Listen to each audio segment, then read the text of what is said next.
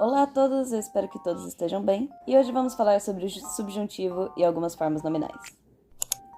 Nos tópicos nós temos o presente, o imperfeito e o futuro, no caso separado para o subjuntivo. E sobre as formas nominais, nós temos o infinitivo, gerúndio e particípio. Sobre o presente, sabemos que o presente do subjuntivo pode estar ligado a um advérbio ou uma oração principal, e pode indicar um fato presente expressando dúvida, incerteza e possibilidade, como no exemplo mostrado, ou um fato futuro, que em geral exprime uma vontade ou desejo. Já no imperfeito do subjuntivo, pode estar ligado a um advérbio ou a uma oração principal. Ele expressa tanto dúvida ou incerteza em relação a um fato passado quanto a ideia de possibilidade. O futuro do subjuntivo é empregado em orações subordinadas que se ligam à oração principal, com o verbo no imperativo ou no futuro do presente do indicativo. Temos orações subordinadas adverbiais, que constam como condicionais, conformativas ou temporais. E também temos orações subordinadas adjetivas. Oi, tudo bom? Agora eu tô aqui para te ensinar um pouquinho sobre as formas nominais. E as formas nominais do verbo são infinitivo, gerúndio e particípio. As formas nominais, com exceção do infinitivo pessoal, elas não identificam as pessoas do discurso. O infinitivo, ele comporta-se como um substantivo. O gerúndio, ele pode apresentar características de adjetivo ou advérbio, e o particípio, ele corresponde ao adjetivo, tanto que apresenta flexões de gênero e número na voz passiva e nas orações reduzidas. E nessa aula eu vou te explicar um pouquinho sobre cada um. Então vamos começar pelo infinitivo. No infinitivo a gente tem dois tipos, o impessoal e o pessoal. O infinitivo impessoal ele não se refere a nenhuma pessoa gramatical, por isso ele é chamado de impessoal.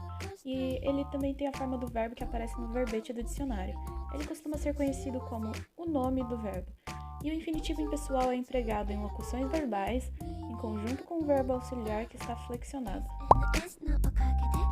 Também quando é procedido de adjetivos como bom, fácil, difícil, possível e etc.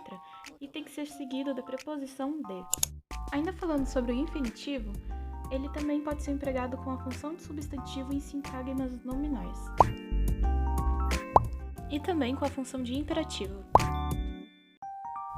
O infinitivo pessoal é também conhecido como infinitivo flexionado, porque ele pode se flexionar em todas as pessoas gramaticais.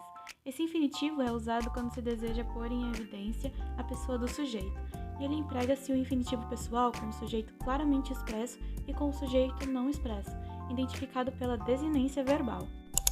Agora que eu já te expliquei o infinitivo, a gente vai para o gerúndio.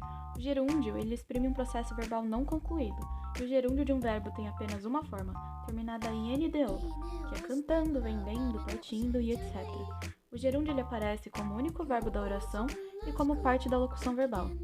O gerúndio na locução verbal ele articula-se com uns verbos auxiliares para indicar aspectos do processo verbal. E muito felizmente estamos no nosso último tópico, o particípio.